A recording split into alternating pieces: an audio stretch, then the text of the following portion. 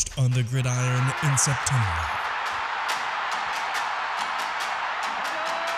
Perfected in the magic of March. For the fans who love the crunch of the pads, prefer a dunk, and expect nothing but the best. It's Bigger 10. Here's Steve Dace. Greetings. Welcome to this week's episode of Bigger 10. I am Steve Dace. He is my co-host, but never partner, Aaron McIntyre. Good to see you, brother. How are you? Doing well. How about yourself? Other than it's the dog days of winter and everybody's got Omicron, including probably yours truly, I'm doing good. Good. Of course, the dog days for winter, dog days of winter begin for me like the day after Christmas and then continue until winter ends. For me, it starts about January 1st because that's around that time. Although I will say, I've learned since I've been married, there are some instances where you're the man of the house. You got to put your foot down and make the tough decisions. This year, because there was a snowstorm that blew through around New Year's Day weekend, I allowed us to keep the tree up for an extra day. So, the dog days of winter for me didn't start until a little after that. I could go for that. January 2nd or 3rd is when the dog days of winter begin, right after all the holidays are over. Yeah. And then it is just nothing but winter. And it's a little bit depressing, I guess. Yeah. A lot of it. Yeah. And like today, it's 50-something degrees outside. Everything's melting, and we just got a winter storm warning. So after this all melts, we're just going to pile it all right back on. So there you go. And enough of our first world laments. All right. Let's get to it, this week's episode. And right before New Year's on our Twitter account, yours truly put up 10 Big Ten sports predictions for 2022. I thought we would do these kind of fake news or not style. Yeah. Okay. So I'll lay out the prediction, maybe a little reason why I made it. And then you decide if you think fake news or not, like this has no shot of happening. Ready to go? Absolutely. All right. Let's begin with the very first one, which actually ended up coming true today. This winter, the Big Ten will announce a revamped conference football schedule for the fall. The slate of opponents the same, but there will be numerous date and location changes. Now, next week's episode, we're going to do an in-depth look at this new Big Ten football schedule for next year, or this year now, I guess we should say. But this one we know is real news. It actually came down today. If I had known it was going to come down this early, I wouldn't have made this pick, but I figured it would come down at some point, maybe in February, not like 2 days after the season ended. Yeah, I have not been able to analyze this. As you said, it just came out today, the day that we're taping this, to be able to go in depth on the rest of the conference. So just from the perspective of our two favorite teams, Iowa, we've got a bye before we go in to get our butts handed to us in Columbus. So I guess that's an okay thing.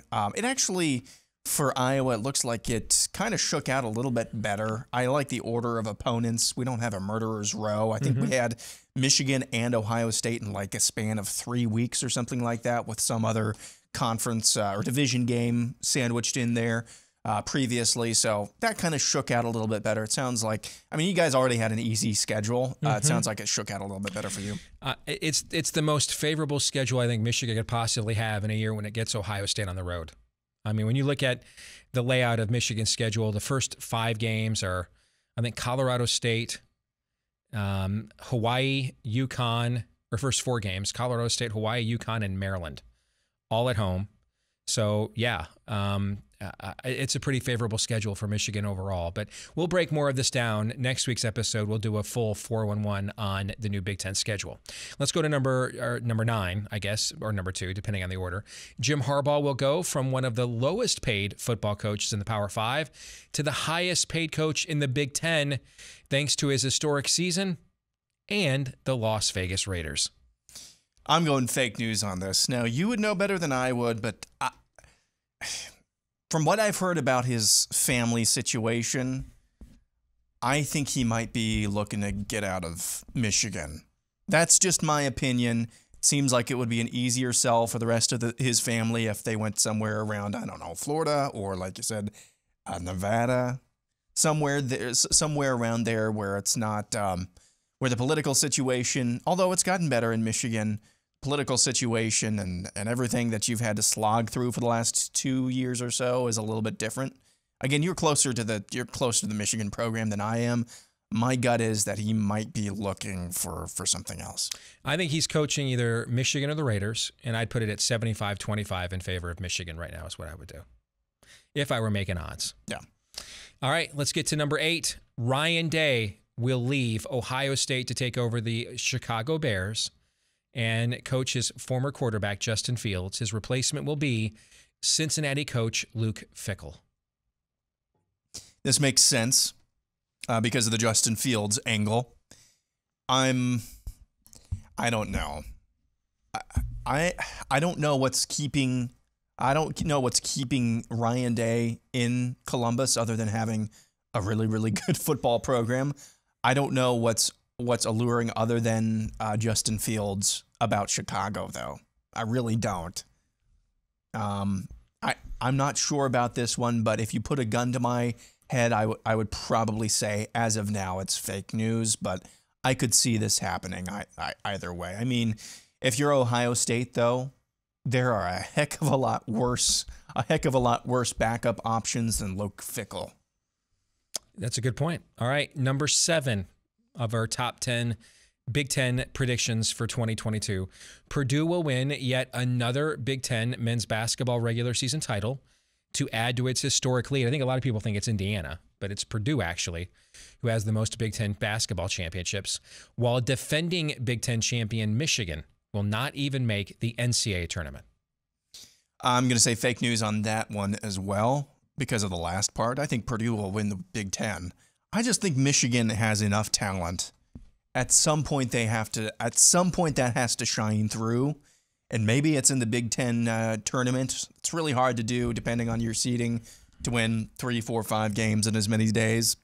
But I just think Michigan's talent is such that if they gel at whatever level they're not right now internally, if they gel on any level, they're going to be still at least a tough out. So I think they could still eke into the tournament. Okay, number 6 on our list. Michigan State will win the Big Ten men's basketball tournament. Again, it's kind of been the Tom Izzo Invitational over the years. Speaking of which, this will turn out to be Tom Izzo's final season. I think it'll be true news on that last part. I'll give you true news on this entire prediction. As you've said, they have had a lot of success in the Big Ten basketball tournament, and Izzo, I think he's ready. If I had to guess, I think he's ready to get out of East Lansing at this point. So I'll give you true news on that one. I haven't really had an opportunity to watch Michigan State very much this season to this point. I did watch them. It was a couple of days around or before, actually it was a couple days after New Year's. And I just kind of messed around against a mid-major or low-major program. Not sure what they'll do the rest of the way, but he will be missed if he does hit the eject. All right, number 5. Purdue will finally make its first Final Four in 42 years. I cannot believe that stat.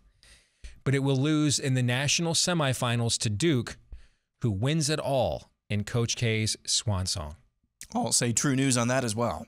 I think Purdue, despite the start they got off to in Big Ten play, they're by far and away the most complete team in the Big Ten at this point in the season, and been impressed with Duke as well. So I don't think it was on this show. I've asked you, what's going on with Coach K and Coach Cal and Izzo.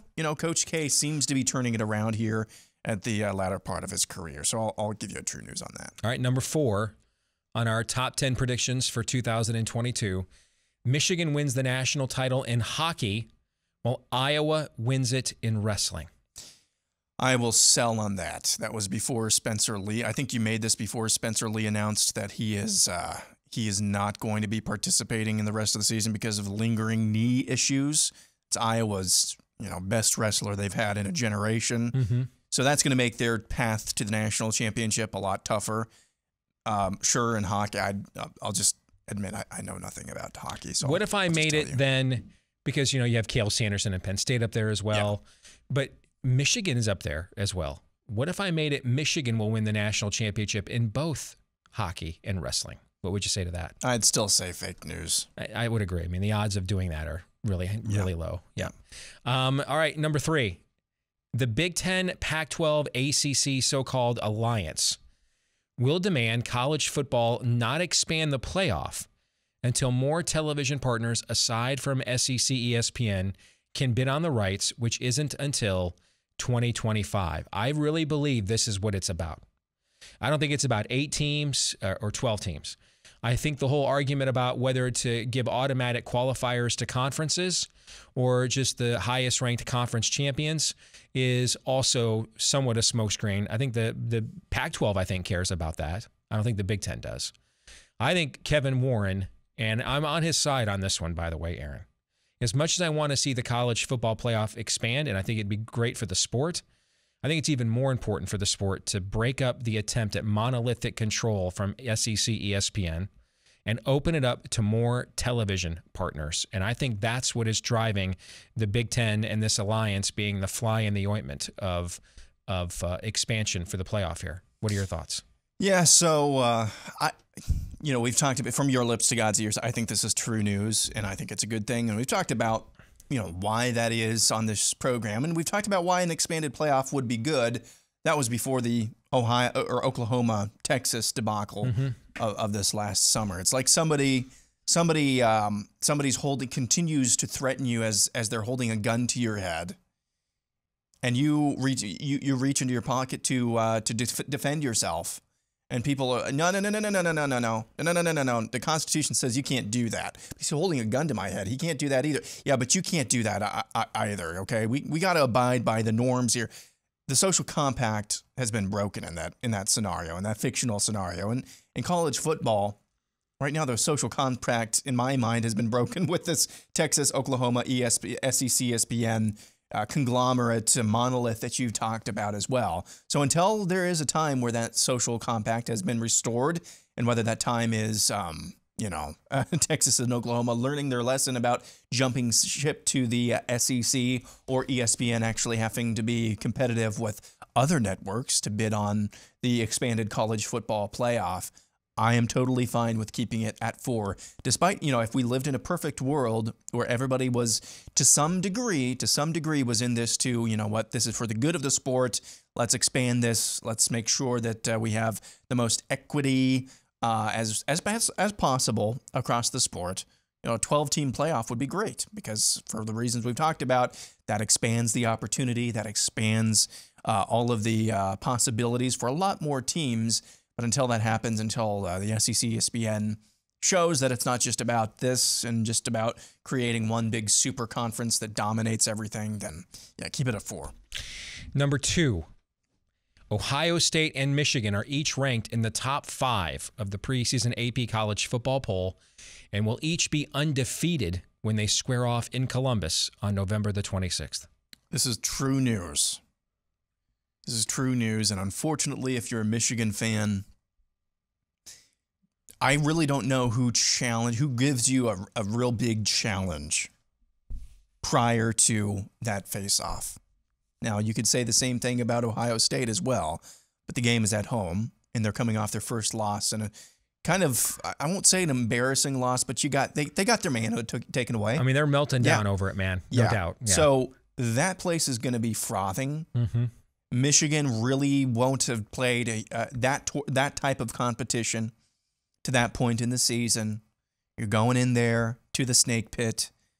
I think this postulation is true news, but I'm not sure if I was prognosticating now it's early January, if I was prognosticating now that could be a beatdown. All right, and the number 1 prediction we have for 2022, Michigan defeats Minnesota in the Little Brown Jug game, otherwise known as the Big Ten Football Championship in Indianapolis. I'm going to say fake news just because I don't need this. I just think it's Wisconsin's division, until otherwise noted. Now, that would be something, though. I think if Minnesota... It was otherwise noted this year. Yeah. Well, correct. That's what I'm saying, though. It's always Wisconsin's always the favorite. That's what I'm saying.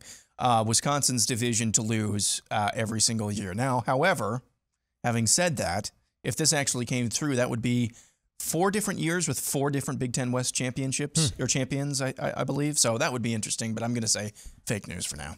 All right, good stuff. We'll come back, play our weekly game of Would You Rather here next.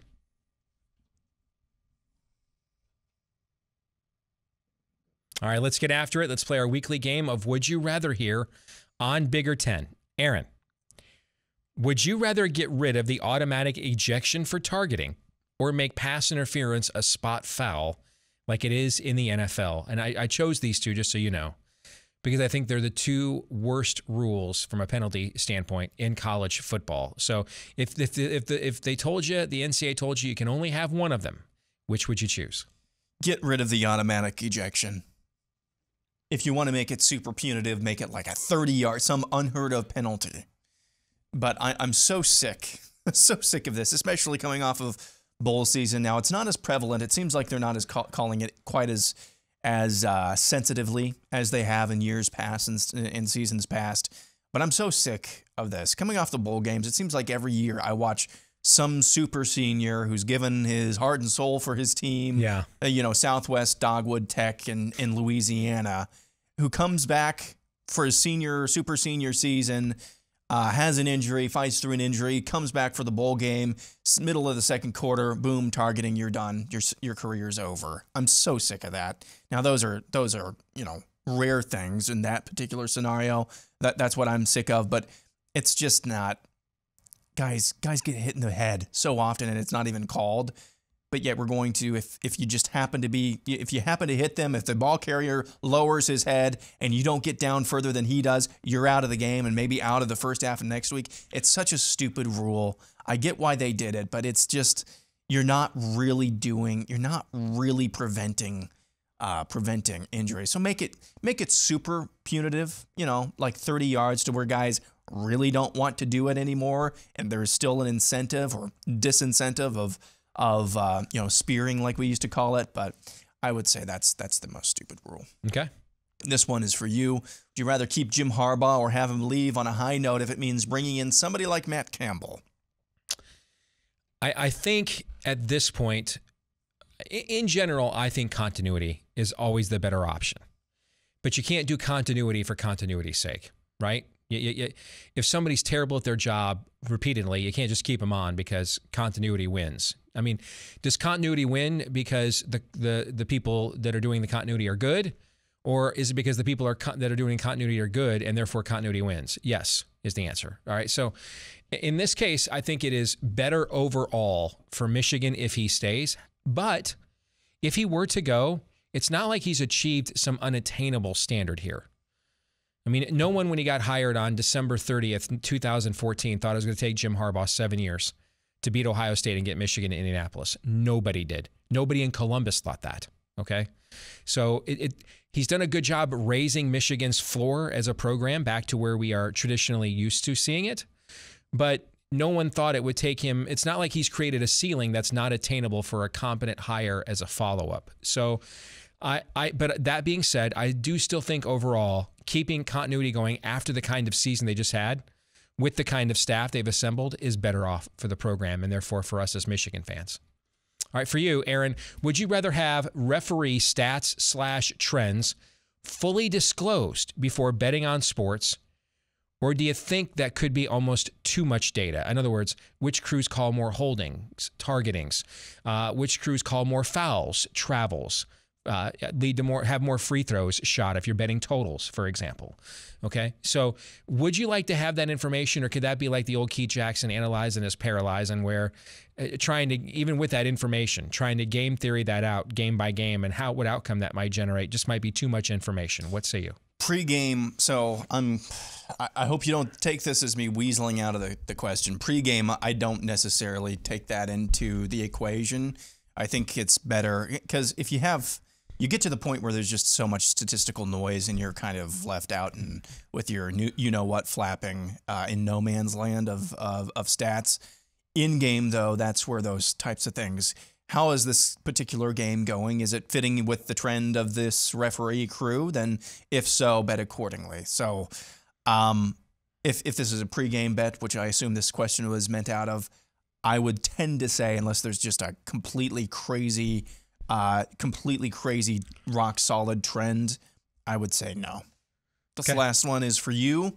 If you're Pat Fitzgerald, would you rather continue toiling away at Northwestern or see what's over the next mountain in the NFL? Well, the Bears tried to hire him a couple years ago, right? And when they hired Nagy, and he said no. It's a tough call because you played at that school. You can coach there for life and make a nice payday. And even if you're just only good now every few years, no one's going to say anything. Yeah. Matt Nagy was NFL Coach of the Year in 2018. Now he's out of a job, right? So, I think if I'm Pat Fitzgerald, and I don't know that this is an absolute, but if I were him specifically, I'd rather stay where I'm at. The NFL is not a big deal to me. I was 2-time National Defensive Player of the Year in college football. I still might be the only guy that's won that Bednarik Award twice. I then tried my hand at the NFL, didn't go anywhere. I'm a college guy. I've lived pretty much all my years as an adult right here on this Northwestern campus, with the exception of a brief NFL attempt. It's home. It's what I'm used to. The expectations are more than manageable. I have full hero status. I think I'd just stay right where I'm at if I were him. Now, other coaches, given their situations, might feel differently, but you didn't ask me as a general principle, right? You just asked me specifically about Pat Fitzgerald, right? So there you go. All right, that'll do it for this week's game of Would You Rather. We'll come back with our Twitter poll, those results, as well as the feedback of the week next. This week's Twitter poll, we asked you, which transfer quarterback will have the biggest positive impact on his Big Ten team's win total in 2022? A majority of you voted for Casey Thompson, the Texas transfer, now at Nebraska, 55.6%. And then it was dead even with the other two, Tommy DeVito, the Syracuse transfer, who will be at Illinois next fall. Connor Basilak, former SEC Freshman of the Year at Missouri last year, or in 2020. He's now going to be the quarterback at Indiana next year. I actually think I would have voted for him. Yep. All right. I think he's shown he has a higher ceiling as a quarterback than the other two guys. And I also have, I think, a big room of improvement with Indiana after the way they completely face planted. And I have no idea what kind of shape the Nebraska roster's in. Although I don't think Casey Thompson's a terrible call. I just, to me, I think I don't think he's as talented as Adrian Martinez. I think he might be less prone to losing games for you than Adrian Martinez. But I also think the team around you with Casey Thompson's got to be better too. He's not a guy you put the ball or the game into his hands. I think there's actually a higher ceiling with Connor Basilak. But what say you, Aaron? I would have voted the same way for Connor Basilak. Just because you have worn the burnt orange before doesn't necessarily mean anything. But if you're Nebraska, you could have gotten a worse transfer. But I just don't know because I feel like Illinois and Indiana are more kind of known commodities right now than Nebraska. It's not all the quarterback position, although that's the most important position. It's what you have around you and who you have on the sidelines calling plays and making sure everything's organized. And there are just too many question marks, as we talked about with Nebraska. So I would have gone with Basilak as well. But like I said, could have gotten worse transfers if you're Nebraska. Okay. Feedback of the week this week comes from Bergie Hawk, who says Casey Thompson doesn't run, couldn't take Texas to a bowl despite all the talent around him. How is he going to improve Nebraska? I mean, he does have a point, man. Okay, I mean, arguably the best running back in college football, and Bijan Robinson, certainly in that conversation. I can't remember the young freshman's name, the receiver they had there at Texas this year, Xavier Worthy, that's right, who was absolutely spectacular. Couldn't get that team to a bowl game. I mean, they don't have any kind of skill talent like Bijan Robinson and Xavier Worthy at Nebraska. And it's not like their skill talent sucks, but they don't have anybody like that whatsoever. So I think that's a valid question to ask, Aaron. What say you? No, that's absolutely a valid question to ask, and we'll get all of these answers. Once we get into the spring, we'll get a better idea once we get into. These are the type of things. If somebody falls flat on their face during spring practice, I think you can draw some conclusions about that. So these are things that we'll have answered in the next 3 or 4 months. But I just, with all things Nebraska, I don't care if Adrian Martinez, if he wanted or could have stayed at Nebraska, I'm not really sure if they would have a different record than they had this year. But again, because I really don't think it's at this point, the biggest, most pressing issue is really not who's under center or taking snaps. It's still the head coach and the team around him. And so, Thompson, I don't think his name could be Thompson or Erickson or, whatever son. It's not just going to be him that's going to be dependent on taking that program a little bit higher than what it is right now. That'll do it for this week's episode. Don't forget you can like, rate, subscribe, follow, 5-star review, whichever may apply and whichever the case may be on however you choose to watch right here on YouTube or listen like on iTunes to each and every episode. Please do that. Help us to find more Big Ten sports fans just like you. And then you can keep up to date on what we think about all things Big Ten and more when you follow us on Twitter at Bigger10, all one word, at Bigger10 on Twitter. That'll do it for this week's episode. Back again next week. We'll do a full breakdown of the official now 2022 Big Ten football schedule. When we see you again, for Aaron McIntyre, I'm Steve Dace. See you next week.